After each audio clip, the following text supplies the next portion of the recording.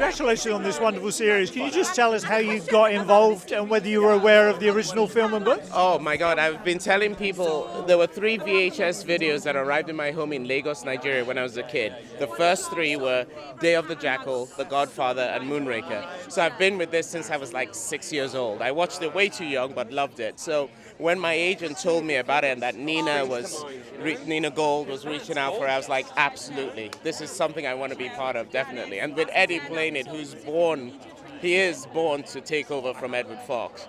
It makes such perfect sense for me, yeah. One of the things that's so wonderful about this is the sense of style, which harkens back to the original. But also the pacing and just the way it develops.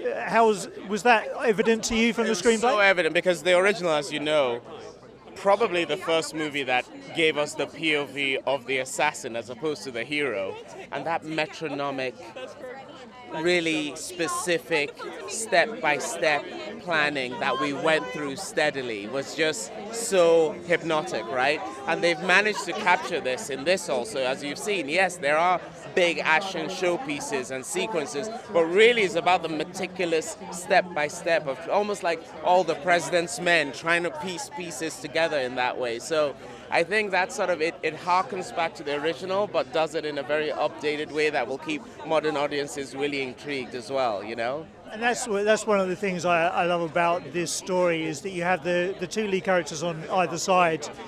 One is an ethically quite evil man, but who loves his family and wants to do right by them, whilst you've got the person on the other side who's on the side of law and order, but is doing some terrible things. And not being a great mom either, you know?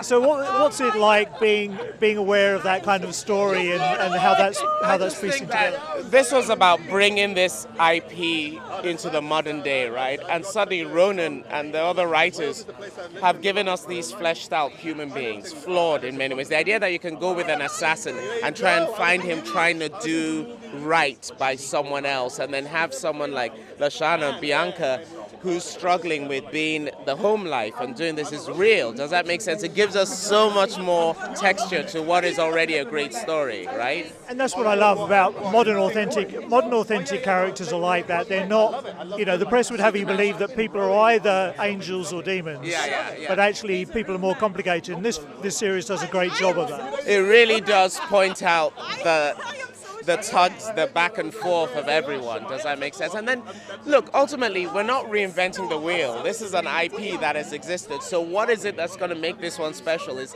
creating the characters in a way that engages people. The best TV, the best film isn't about the plot or whatever necessarily, because again, we've seen them over and over. It's like, when you deliver this one, do I care about X, Y, and Z? And if you care about them, it feels like you're seeing a new plot already. Does that make sense? Fantastic. Well, I've seen the first 5. I've got the rest to go. So, but it is fantastic, though. So, congratulations on this wonderful film, and thank you so much for speaking to us. Ladies and gentlemen, you're watching Hey You Guys. Hey, you guys. Hey, you guys. Hey, that's what they all say. Hey, you guys. Hey, you guys.